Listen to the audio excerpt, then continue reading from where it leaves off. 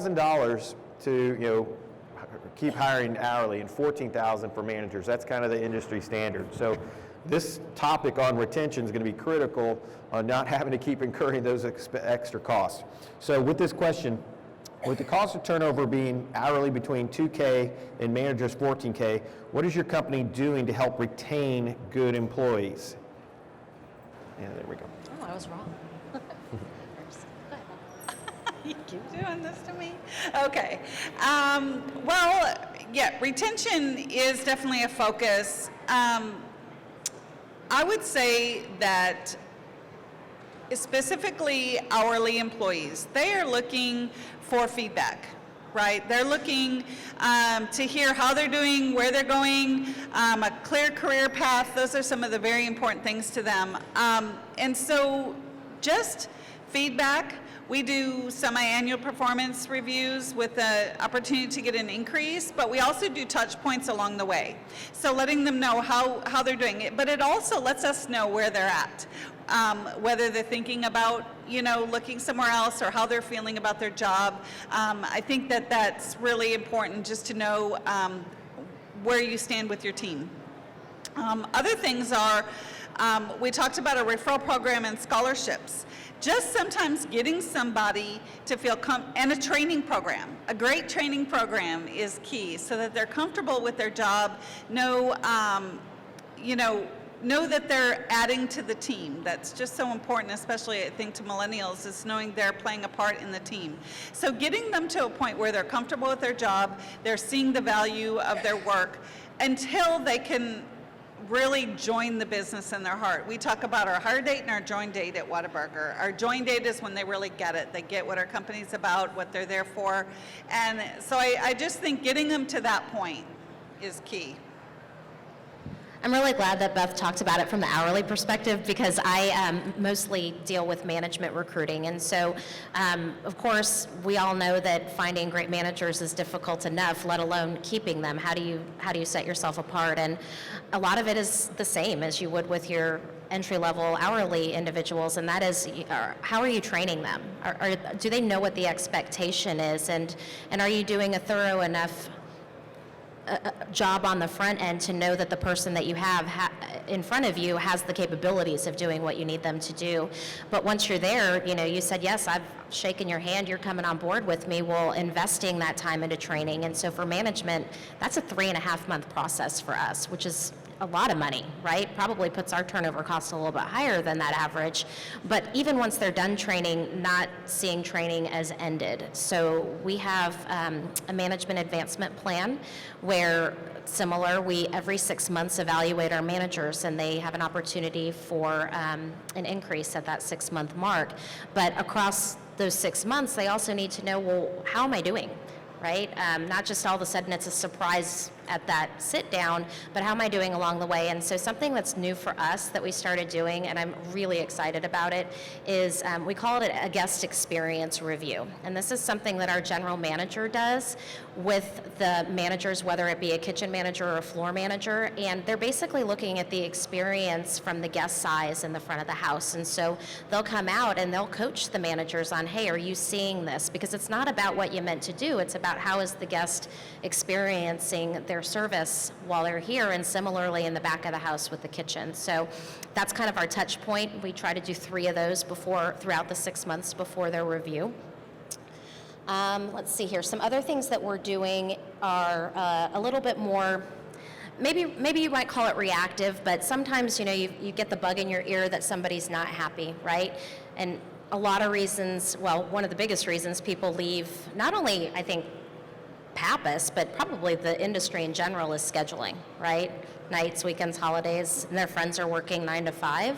So we're trying really hard to create a schedule that's fair and balanced for all of our managers. Something we heard was, it's not fair that so-and-so always gets to open and I always have to close. And so how are we scheduling our managers so that everybody gets a little bit of a mix of those different schedules? But if somebody truly is unhappy, we're big advocates of the stay interview. If we get a bug that somebody is not happy in their job, we're going to go in and we're going to sit down with them and find out why.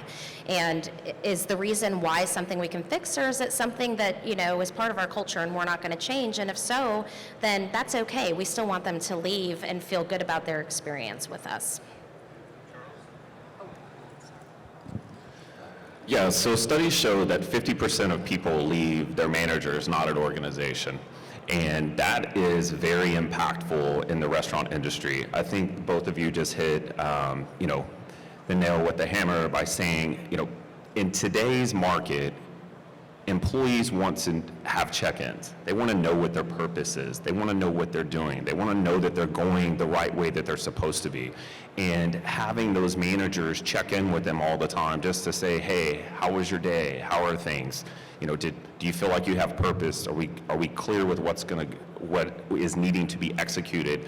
And then you find those little bugs a lot faster, as opposed to, having to be reactive, and allows you to be more proactive. There are tools out there now from HRIS systems and things of that allows you to do weekly check-ins and things of that nature that, at the end of the day, it's all about your culture. You can have the best people in the world and have the best strategy, but culture eats strategy for lunch. And you have to maintain that and make sure that everybody is in sequence in that and keep your finger on the pulse. And that's why you two have such a bigger job now than what you used to have 10 years ago. And you have a bigger seat at the table because you guys have an understanding of the pulse of the community, or basically your company and what's going on. So that's what we see from a human capital management side of what you have to focus on as business owners.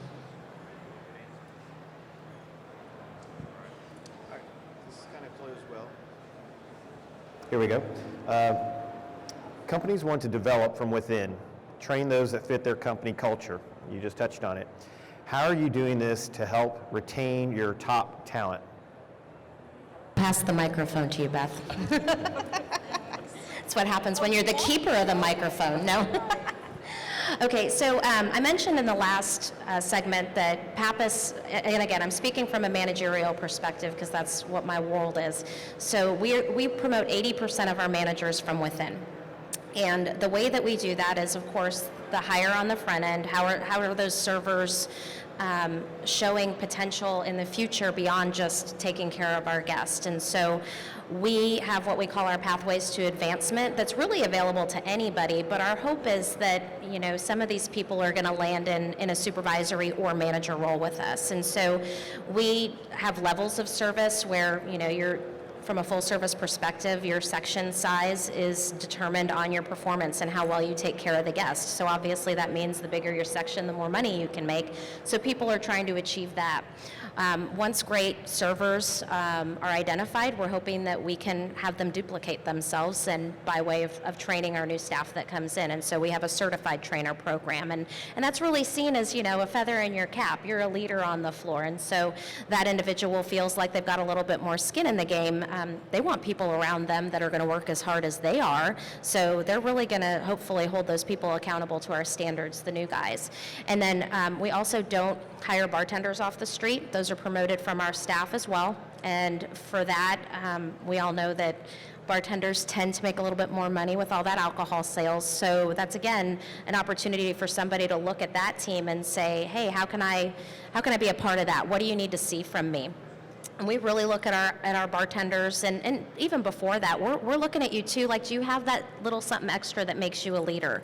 Are you holding your peers accountable? Are you not afraid to say, hey, that's not the way that we do things? And when we notice that, we're going to start talking to you about, hey, have you ever thought about, either making this a career, or while you're studying, I was talking to somebody earlier, while you're studying psychology, gosh, do you see what opportunities you have here to learn some skills that are going to directly help you as a psychology major? I mean, you're dealing with people every single day, so really tapping into how can this job, potentially help you in something else down the road. It doesn't mean you have to be a restaurant manager for life, but maybe we can teach you how to motivate different people differently based on their personalities. Or if you're a communications major, how can we get you confident in talking to grown-up adults 20 years your senior, which is going to be an important skill you need as well.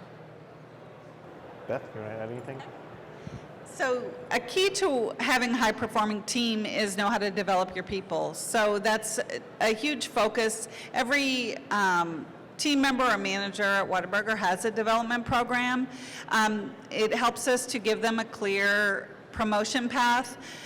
We also have special high-performing classes in San Antonio at our Whataburger University, and some locally held classes as well. So just continuing to develop and showing them, you know, how to develop their own teams. Our team leader line is our bench for promotion into management. We also have an 80% goal of promoting into management.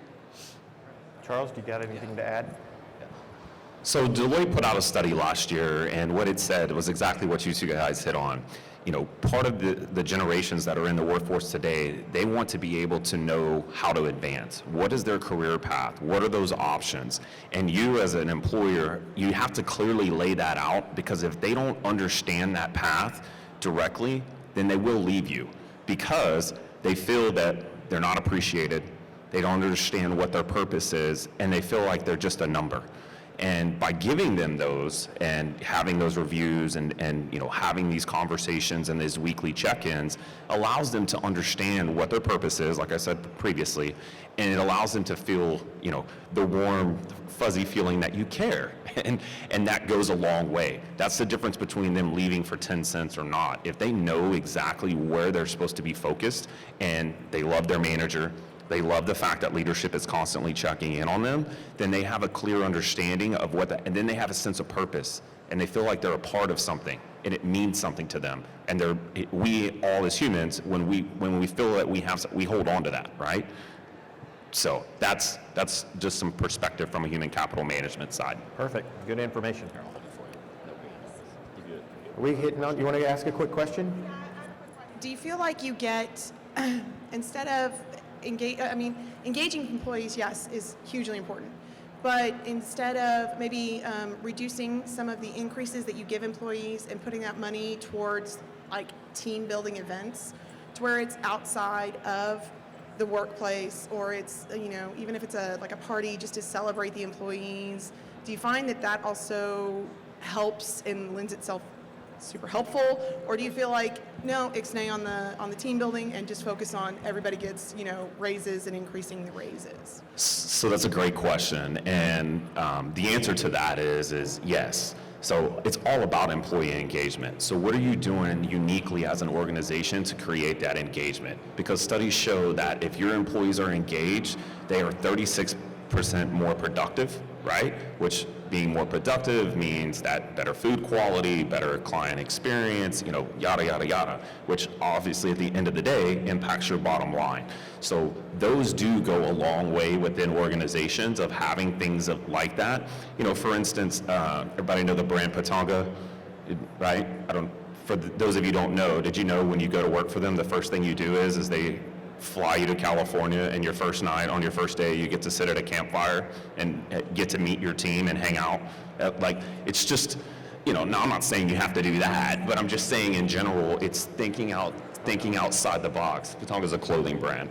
Is that what you asked? Yeah, what was it? Yeah, it's Patanga, the clothing brand, like the North Face, it's a clothing brand. But it's things of that, like Chick-fil-A, you know, another prime example, right? They're really big on culture. And, you know, for those of you that don't know about them as well, you can only have one franchise. You can be a billionaire and try to have as many, but they only allow you one. And the reason for that is because the CEO said, I want you as the owner to focus on your people and the community, because that's what's going to drive sales. And that's why when all of us who have small kids, like myself on Saturday morning, dread going to Chick-fil-A because there's a line out, you know, that's going to be 20 minutes long. So that would be my answer from a human capital management side on that. Can y'all add anything to that? Yes. Okay.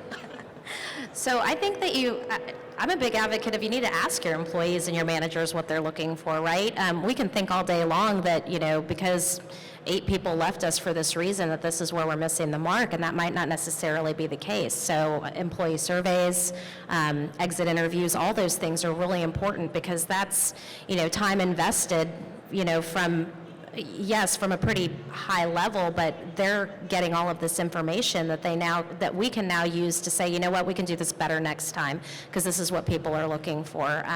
It's not always just about the money. I think it's a balance, and it's also different from person to person. Some people want to just make their money and go home and that's it, and they're great at what they do, but they don't care about the softball league or something like that. And then there's other people who, they love the fact that they get to hang out with their coworkers, and even though they might make a little bit more money next door, they're going to stick around because they like the people they work with.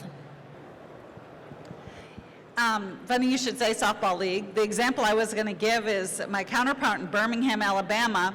They have just a few stores there, but they didn't feel like the team was meshing between the units. So she started, and it took her a while to gain some traction with it, but she started the Whataburgers in Birmingham, Alabama. So if you go to LinkedIn, you can find her, and it's just a really cool story. And now, like, every week they're posting all these pictures, and so it doesn't have to cost anything. I mean, I think it didn't cost them anything, but now they're really binding as a team, and it's really making a difference there.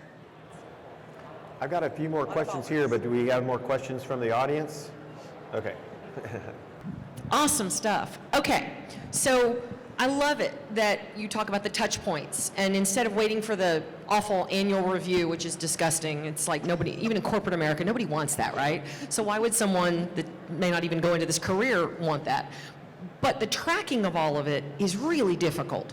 And there are groups like the 5-star, there are these software programs that corporate has found help trigger you with little flips-ups. Today is somebody's 15th day, What do you all use? Because I've only got 99 employees. I can't imagine trying to keep up with when did they start. And so how do you all track that touch point thing? Microphone's all yours. Funny you should ask. No, I'm kidding. Yeah, so, that's kind of where we are, obviously, in that market. And we as an organization, about 5 years ago, really switched from payroll focus to human capital management. Those of you that know ADP, we process 1 out of 6 payroll checks in the United States. The IRS calls us to ask us what the unemployment rate is. We really have our thumb on the pulse of what's going on. But it's really only 10% of our business as an organization. We're focused on human capital management. Everyone is having to adapt to a data culture, and we as an organization had to do that. So we pivoted to one global platform, which is called Workforce Now. It's cloud-based, and all of what we've been talking about today is actually a tool within that. Tammy, funny, one of the things that you mentioned that you were looking for from Indeed was a benchmarking report. Well, since we process 1 out of 6 payroll checks in the United States, we actually have all of that data of what the competitive salaries are, what the competitive benefits are being offered. Should you be offering a 401k? Should you not? And guess what? We provide it free to everyone that's in the market that would like to take advantage of that. The benefit of why we do that, obviously, I'm in sales, is the fact of to get that tentacle around you, to have that ongoing partnership, to have those things already preset in the system, so when you have a HR manager that's running 90 different directions, she doesn't have to focus on the tactical things, because this system is going to manage that for them and give her those alerts to where she logs in. This will actually push those things automatically to your employees to say, hey, welcome to your 15th day. You can start your review. And they can literally all do it from what we said earlier, mobile. In the next 5 years, everything that we do will pretty much be on a mobile phone, is what studies show by Deloitte. And you as an organization, you can rather be Blockbuster or you can be Netflix. It's really up to you and where that is. But you have innovative companies that are staying ahead of times and staying in front of that. And unfortunately, you have to adapt to that. So, there are other solutions out there. I'm more than happy to have a conversation with anyone. I brought tons of these for you to take home today, so you can look at these. It has my contact information at the bottom. So therefore, if you'd like to reach out and we can set up a conversation, like I said, it's more of, I'm not here to talk about payroll, I'm here to talk about how to help you manage your people. Like I said, payroll is only 10% of what we do. Greg, how are we doing on time? Any last questions? Have we 2 good hours of your time, I hope?